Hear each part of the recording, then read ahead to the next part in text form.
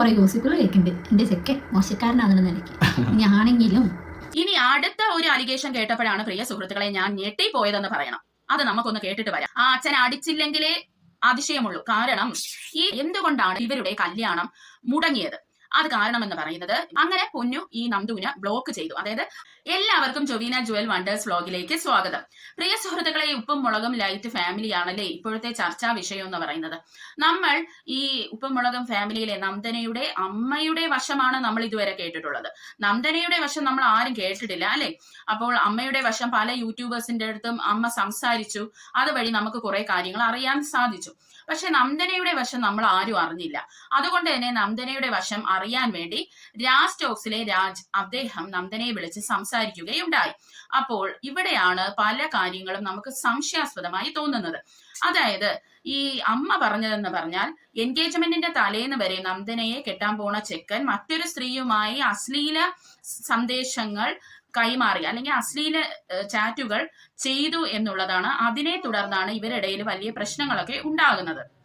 എന്നാൽ ഇവിടെ നന്ദന പറയുന്നത് അങ്ങനെയല്ല. അതായത് നന്ദനയെ പെണ്ണ് കാണാൻ ചെന്ന് പിറ്റേ ദിവസം ഈ ചാറ്റ് ഇവർക്ക് കിട്ടിയെന്നുള്ളതാണ്. ഈ ചാറ്റ് ആർക്കാണ് കിട്ടിയത്?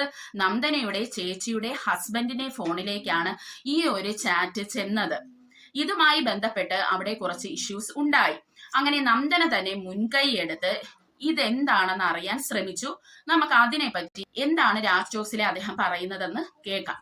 അതിനുശേഷം നന്ദന തന്നെ ഇടപെട്ട് എന്ത് ചെയ്തു? ഈ പയ്യന്റെ അടുത്ത് തിരക്കി, ഇതിൽ വല്ല സത്യാവസ്ഥ എന്തെങ്കിലും ഉണ്ടോ എന്ന് തിരക്കി. അതിനുശേഷം ഈ പറയുന്ന മെസ്സേജ് അയച്ച പെൺകുട്ടിയില്ലേ, അവരെയും വെച്ച് ക്ലാരിഫിക്കേഷൻ ചെയ്തു. അപ്പൊ അവര് പറയുന്നതെന്ന് വെച്ചാൽ അത് ഒരു തമാശ അല്ലെങ്കിൽ വെറുതെ. പ്രിയ സുഹൃത്തുക്കളെ, ഇത് വിശ്വസിക്കാൻ നിന്ന ഈ കുട്ടി ഒരു മണ്ടിയാണ് എന്ന് നമുക്ക് എങ്ങനെയാണ് പറയാതിരിക്കാൻ തോന്നുന്നത്? അതുമാത്രമല്ല, ഈ ഒരു കാര്യം വീട്ടിലെ ഡിസ്കഷനിൽ വരികയും ഡിസ്കഷനിൽ വന്നപ്പോൾ ഈ മാതാപിതാക്കൾ എന്താണ് പറഞ്ഞതെന്നും കൂടെ നമുക്കൊന്ന് കേൾക്കാം. നന്ദന എടുത്തു പറഞ്ഞു, അത് ആൾക്കാർക്ക് എന്താണ് പറഞ്ഞുകൂടാത്ത, ആൾക്കാർ അങ്ങനെ പലതും പറയില്ലേ എന്ന് പറഞ്ഞവരാണ് ആര്? ഈ പറയുന്ന അച്ഛനും അമ്മയും. എന്നിട്ട് അതിനുശേഷമാണ് ഇവരുടെ എന്ത് ചെയ്ത് എൻഗേജ്മെന്റ് വരെ. ഡിയർ ഫ്രണ്ട്സ്, ഇവിടെ ഇപ്പോ നമുക്ക് മനസ്സിലാക്കാൻ സാധിച്ചത്, ഈ കല്യാണത്തിന് പെണ്ണ് കാണൽ ചടങ്ങിന് ശേഷമാണ് ഈ ഒരു ചാറ്റ് പുറത്ത് വന്നത്. പക്ഷേ അമ്മ വന്ന് പറഞ്ഞത് എൻഗേജ്മെന്റിന്റെ പിറ്റേന്നാണ് ഇവർക്ക് ഇങ്ങനെ ഒരു ചാറ്റ് കിട്ടിയതെന്ന്. പക്ഷെ നന്ദന പറയുന്നത് അങ്ങനെയല്ല അല്ലെ?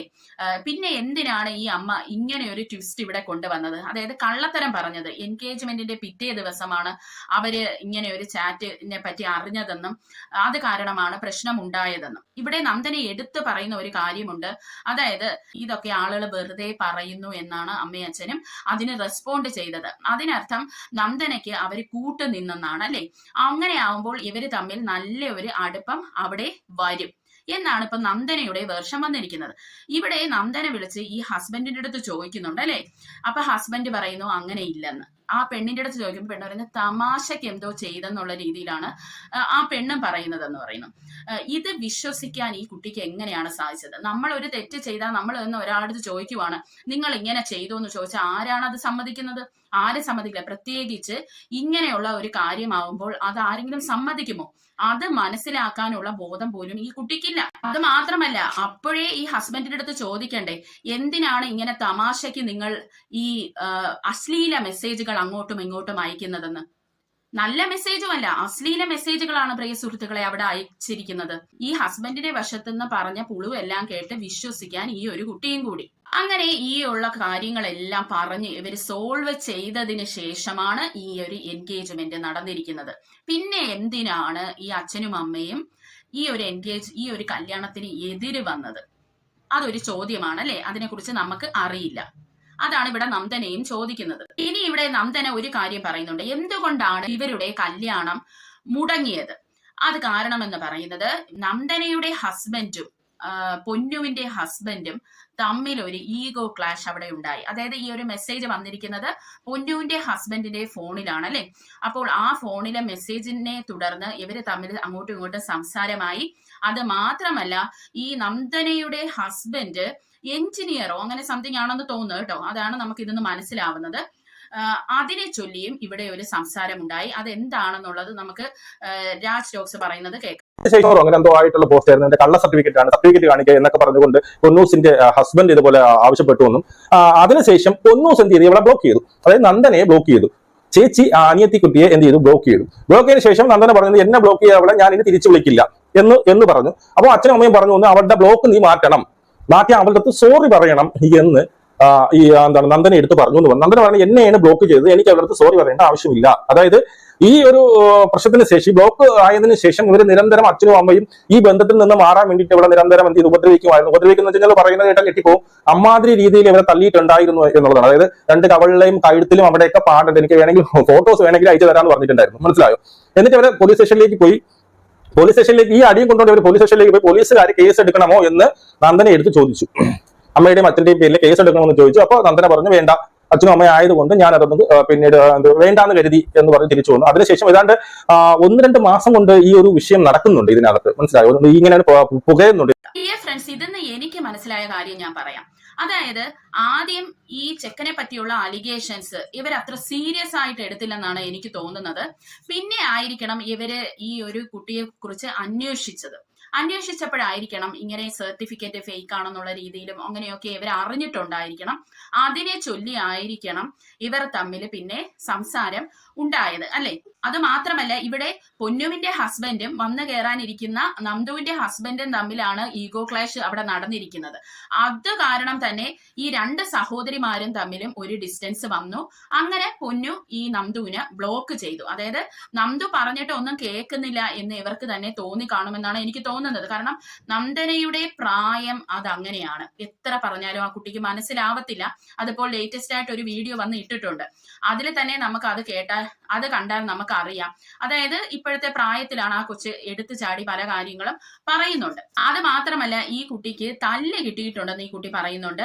അതിന്റെ ഫോട്ടോസും അയച്ചു കൊടുക്കാന്ന് രാജ് ടോക്സിന്റെ അടുത്ത് പറഞ്ഞിട്ടുണ്ട്. എന്നാൽ അതിന്റെ വീഡിയോസിലൊന്നും നമുക്ക് ആ തല്ല് കിട്ടിയ കഴുത്തിനൊക്കെ തല്ല് കിട്ടിയ പാടുകളോ അങ്ങനെയൊന്നും കാണാൻ കഴിയുന്നില്ല. ചിലപ്പോൾ ഫിൽറ്റേഴ്സ് ഒക്കെ ഉപയോഗിക്കുന്നത് കൊണ്ടായിരിക്കാം കേട്ടോ. എനിക്ക് ഈ കുട്ടി പറയുന്നതിലൊന്നും വലിയ വിശ്വാസമൊന്നും തോന്നുന്നില്ല. കാരണം അവിടെ എന്തോ ഈ ചെക്കനുമായി റിലേറ്റഡ് ആയിട്ടുള്ള വലിയൊരു ഇഷ്യൂ നടന്നു. അതായത് ചെക്കന്റെ ദൂഷ്യത്തിനെ കുറിച്ചോ എന്തോ ഒരു സംസാരം നടന്നിട്ടുണ്ട്. അതുമായി ബന്ധപ്പെട്ട് വരുന്ന കാര്യങ്ങളാണ് ഈ ഒരു നന്ദു രാജ് ടോക്സിന്റെ അടുത്ത് പറഞ്ഞിരിക്കുന്നത്. ഇവിടെ ഈ നന്ദനയുണ്ടല്ലോ വലിയൊരു കാരുണ്യ പ്രവൃത്തി ചെയ്തു കേട്ടോ. അത് നമ്മൾ കാണാതിരിക്കരുത്. അതായത് ഈ പ്രശ്നം വന്ന് ഈ കുട്ടിയെ അടിക്കുകയൊക്കെ ചെയ്തപ്പോൾ ഇത് പോലീസ് സ്റ്റേഷനിൽ പോയി. അന്നേരം പോലീസ് ചോദിച്ചു അമ്മയുടെയും അച്ഛന്റെയും പേരില് കേസ് എടുക്കണോന്ന് വെച്ചപ്പോ അത് അവരെന്റെ മാതാപിതാക്കളോണ്ട് എടുക്കണ്ട എന്ന് പറഞ്ഞു. ആ ഒരു കാരുണ്യം അല്ലേ നമുക്ക് കാണാതിരിക്കാൻ പറ്റത്തില്ല. അതുകൂടെ അങ്ങ് ചെയ്യേണ്ടതായിരുന്നു. ഇത്രയും പണി കൊടുത്തതല്ലേ, ഇനി അതായിട്ട് കുറയ്ക്കേണ്ടായിരുന്നു എന്നാണ് എനിക്ക് പേഴ്സണലി പറയാനുള്ളത്. ഇനി അടുത്ത ഒരു അലിഗേഷൻ കേട്ടപ്പോഴാണ് പ്രിയ സുഹൃത്തുക്കളെ ഞാൻ ഞെട്ടിപ്പോയതെന്ന് പറയണം. അത് നമുക്കൊന്ന് കേട്ടിട്ട് വരാം. പിന്നെ ഇവർ പറഞ്ഞ ഏതാണ്ട് 28 ദിവസം വരെ ഇവർ പട്ടിണി കിടന്നു. 28 ദിവസം വരെ ആഹാരമൊന്നും കഴിക്കാതെ ആഹാരം തിന്നാതെ 28 ദിവസം വരെ ഇവർ വീട്ടിനകത്ത് പട്ടിണി കിടന്നു. അതുപോലെ ഇവർ എന്തെങ്കിലും കഴിക്കണമെങ്കിൽ പിച്ച എടുത്ത് കഴിക്കടി എന്ന് അമ്മ പറയും. അമ്മയ്ക്ക് ഒരാൾക്ക് ദേഷ്യം തോന്നി കഴിഞ്ഞാൽ വായി തോന്നുന്ന എന്തും വിളിച്ചു പറയുന്ന ഒരു സ്വഭാവമാണ് അമ്മയ്ക്കുള്ളത്. അത് മോളാണോ മക്കളാണോ എന്ന് ചോദിക്കില്ല. ഫ്രണ്ട്സ്, ഇത് കേട്ടപ്പോഴാണ് ഞാൻ ശരിക്കും ഞെട്ടിപ്പോയത്. അതായത് 28 ദിവസം പട്ടിണി കിടന്നെന്നാണ് പറയുന്നത്. അത് മാത്രമല്ല, അമ്മ ദേഷ്യം വന്നാൽ എന്തും വിളിച്ചു പറയുന്നത്. അത് എല്ലാ അമ്മമാരും അങ്ങനെ തന്നെയാണ്. അവർക്ക് ദേഷ്യം വന്നാൽ അവർ വായി തോന്നിയ കോതയ്ക്ക് പാട്ടെന്ന് പറഞ്ഞ് എന്നെ പറയും. പിന്നെ ഈ കുട്ടി ചെയ്തു വെച്ചിരിക്കുന്ന ചെറിയ കാര്യങ്ങളൊന്നും അല്ലല്ലോ. അതായത് തന്റെ മകളുടെ ജീവിതം അവതാളത്തിലാകുമെന്ന് മനസ്സിലായ അമ്മ അവരുടെ നിയന്ത്രണം വിട്ട് ആണ് പെരുമാറിയതെന്ന് വേണം നമുക്ക് മനസ്സിലാക്കാൻ. പിന്നെ ഈ ഒരു കുട്ടി ഇവിടെ പറയുന്നുണ്ട് 28 ദിവസം ഇത് പട്ടിണി കിടന്നു എന്ന് പറയുന്നുണ്ട്. അങ്ങനെ 28 ദിവസം പട്ടിണി കിടക്കണമെങ്കിൽ അറ്റ്ലീസ്റ്റ് ഒരു ഹോസ്പിറ്റലിലെങ്കിലും പോയി കിടക്കൂല്ലേ നമ്മള്. പ്രിയ സുഹൃത്തുക്കളെ, എനിക്ക് വണ്ണമുള്ള ഒരു വ്യക്തിയാണ് ഞാൻ വെള്ളം മാത്രം കുടിച്ച് ഫാസ്റ്റിംഗ് എടുക്കാറുണ്ട്. ഒരു 4.5 ദിവസത്തോളം മാത്രമേ എനിക്കത് മുന്നോട്ട് കൊണ്ടുപോകാൻ പറ്റിയിട്ടുള്ളൂ. ഇത്രയും വണ്ണം എനിക്ക് ഉണ്ടായിട്ടാണ്, നിങ്ങൾ ആലോചിക്കണം. അപ്പോൾ നിങ്ങൾ ഇവിടെ കാണൂ, ഈ നന്ദനയ്ക്ക് എന്ത് വണ്ണമാണ് ഉള്ളത്. അപ്പോൾ ഈ കുട്ടി 28 ദിവസം പോയിട്ട് ഒരു 5 ദിവസം പട്ടിണി കിടക്കുമോ? നിങ്ങൾ തന്നെ സ്വയം ഒന്ന് ആലോചിച്ചു നോക്കൂ. അപ്പോൾ തള്ളി മറിക്കുന്നതിന് കുറച്ചൊക്കെ മയം വേണ്ടേ പ്രിയ സുഹൃത്തുക്കളെ? നിങ്ങൾ എന്നെ ഒന്ന് ആലോചിച്ച് നോക്കൂ. അതുമാത്രമല്ല, ഈ ഒരു അച്ഛൻ ഈ കുട്ടിയെ അടിച്ചു, മാന്തി പൊളിച്ചു എന്നൊക്കെ പറയുന്നുണ്ടല്ലോ. ആ അച്ഛൻ അടിച്ചില്ലെങ്കിലേ അതിശയമുള്ളൂ. കാരണം ഇതിന്റെ ഇടയിൽ വേറെയും കുറെ സംഭവങ്ങളുണ്ട്. അതൊന്നും പുറത്ത് ആരും ഇതുവരെ പറഞ്ഞിട്ട്, അതൊക്കെ നമുക്ക് നാറ്റ കേസാണെന്ന് തന്നെ പറയണം. അപ്പോൾ അങ്ങനെ ചെയ്ത ഒരു മോളെ 2 അടി കൊടുത്തില്ലെങ്കിൽ അദ്ദേഹം ഒരു തന്തയാണോ? ഈ അടി കൊടുത്തില്ലെങ്കിലാണ് അദ്ദേഹത്തിന് എന്തോ പ്രശ്നമുണ്ടെന്ന് ഞാൻ പറയത്തുള്ളൂ. പിന്നെ അത് മാത്രമല്ല, ടൂറിന് അവരെവിടെയോ പോയപ്പോൾ ഈ കുട്ടിയെ കൊണ്ടുപോയില്ല. പാതി വഴിയിൽ വെച്ച് പൊന്നു ഈ കുട്ടിയെ കാറിന്ന് ഇറക്കി വിട്ടു. അവസാനം സ്വന്തം ജീവൻ തന്നെ പോകുമെന്ന് തോന്നിയപ്പോഴാണ് ഈ ചെക്കന്റെ കൂടെ ഈ കുട്ടി പോയതെന്നാണ് പറയുന്നത്. നിങ്ങൾ ആലോചിക്കണം, ഈ കുട്ടിക്ക് വേണ്ടി അവർ ഒത്തിരി സഹിച്ചിട്ടുണ്ട് ആ അമ്മയെന്ന് പറയുന്നത്. കാരണം ഈ കുട്ടിക്ക് മുമ്പ് ബോൺ മാരോ ക്യാൻസർ എന്തോ വന്നിട്ടുള്ളതാണ് കേട്ടോ. അവരുടെ വീഡിയോ പോയി കണ്ടാൽ മതി, അതിൽ അവർ പറയുന്നുണ്ട് കുഞ്ഞിലെയൊക്കെ എപ്പോഴും ഒരു അസുഖക്കാരി തന്നെയായിരുന്നു ഈ കുട്ടി. ഈ കുട്ടിക്ക് വേണ്ടിയാണ് അവർ ഏറ്റവും കൂടുതൽ കണ്ണുനീരും അവരുടെ ആരോഗ്യവും സമയവും എല്ലാം ചെലവഴിച്ചിട്ടുള്ളത്. അങ്ങനെയുള്ള മാതാപിതാക്കൾക്കാണ് ഈ പുള്ളിക്കാരി നല്ല ഒരു ഗിഫ്റ്റ് കൊടുത്തിട്ട് പോയത്. അത് മാത്രമല്ല, പൊന്നൂസ് ഈ അമ്മ പറഞ്ഞ പോലെ തന്നെ നന്നായിട്ട് മാറിയിട്ടുണ്ട്. ഈ പുതുമോടി എന്ന് നമ്മൾ പറയൂലേ, ഈ കല്യാണം കഴിക്കുന്ന സ്ത്രീകളിൽ നമുക്ക് കാണാൻ കഴിയുന്ന ഒരു സാധനമാണ്. അതായത് അവര് എല്ലാം അങ്ങ് തികഞ്ഞെന്നുള്ള ഒരു ചിന്ത, എന്നിട്ട് ഭയങ്കര അഹങ്കാരം കാണിപ്പുണ്ട് കേട്ടോ. ആ ഒരു അഹങ്കാരം കാണിപ്പാണ് ഇപ്പോൾ നമുക്ക് കാണാൻ കഴിയുന്നത്. എന്തായിരുന്നാലും എന്താണ് ഈ കുട്ടിക്ക് ഈ കുട്ടിയുടെ ഹസ്ബൻഡിന്റെ ഈ അപവാദങ്ങളെ കുറിച്ച് പറയാനുള്ളതെന്ന് നമുക്കൊന്ന് കേട്ടിട്ട് വരാം. ഇപ്പൊ കുറെ ഗോസിപ്പുകൾ കേൾക്കുന്നുണ്ട്. എന്റെ ചെക്കൻ മോശക്കാരനാണെന്ന് എനിക്ക്. ഞാനെങ്കിലും അല്ലാതെ എനിക്കറിയാം, ഞാനെങ്കിലും ഞാൻ സഹിച്ചു. ആരൊക്കെ എന്തൊക്കെ പറഞ്ഞാലും ഞങ്ങൾ രണ്ടാളും ഒരുമിച്ച് സന്തോഷമായിട്ട് ജീവിക്കും അല്ലേട്ടാ. പിന്നെ ഇത് വിളിച്ച അപ്പോൾ നിങ്ങൾ ഇവിടെ കണ്ടല്ലോ, അതായത് ഈ പുള്ളിക്കാരി പറയുന്നത് പുള്ളിക്കാരിയുടെ ഹസ്ബൻഡ് ഇപ്പൊ അഴുക്കാണെങ്കിൽ പോലും പുള്ളിക്കാരി അങ്ങ് സഹിച്ചു എന്നുള്ളതാണ്. അത് പുള്ളിക്കാരി സഹിച്ചേ പറ്റൂ, പിന്നെ നാട്ടുകാർ വന്ന് സഹിക്കൂ? നമുക്ക് ആർക്കും പുള്ളിക്കാരിക്ക് വേണ്ടി ജീവിക്കാൻ പറ്റത്തില്ല അല്ലേ? എനിക്ക് വേണ്ടി നിങ്ങൾക്ക് ആർക്കെങ്കിലും ജീവിക്കാൻ പറ്റൂ? ഞാൻ അനുഭവിക്കേണ്ടത് ഞാൻ തന്നെ അനുഭവിക്കേണ്ടി വരും. എന്തായിരുന്നാലും രണ്ടും കൽപ്പിച്ചാണ് പുള്ളിക്കാരി ഇറങ്ങി തിരിച്ചതെന്ന് നമുക്ക് മനസ്സിലായി. ഏതായിരുന്നാലും അവർക്ക് ബെസ്റ്റ് വിഷസ്, അവർ നല്ല അടിപൊളിയായിട്ട് ജീവിക്കട്ടെ, അതാണ് നമ്മുടെ ആഗ്രഹം. അത് മാത്രമല്ല, ഈ നന്ദന രാജ് ടോക്സിന്റെ അടുത്ത് വ്യക്തമായി പറയുന്നുണ്ട്, പൊന്നുവിനും ഹസ്ബൻഡിനും ഈ കുത്തിത്തിരിപ്പിൽ നല്ല ഒരു പങ്ക് ഉണ്ട് എന്നാണ് പറയുന്നത്. പിന്നെ ഇവർ വേറൊരു കാര്യം കൂടെ വന്ന് ഇന്നത്തെ വീഡിയോയിൽ പറയുന്നുണ്ട് കേട്ടോ. അതായത് ഇവർക്ക് കൂടുതൽ കാര്യങ്ങളൊന്നും പറയാൻ താല്പര്യമില്ല, അവരിൽ തെളിവുകൾ സഹിതമുണ്ട് എന്നിട്ടും പറയാൻ താല്പര്യമില്ലെന്നാണ് അവർ പറയുന്നത്.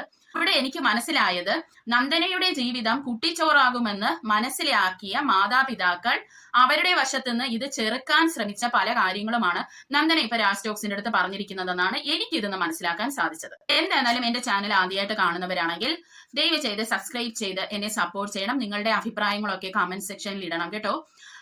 അപ്പോൾ അടുത്തൊരു വീഡിയോയുമായി വരുന്നവരെ ടിൽ ദെൻ ബൈ.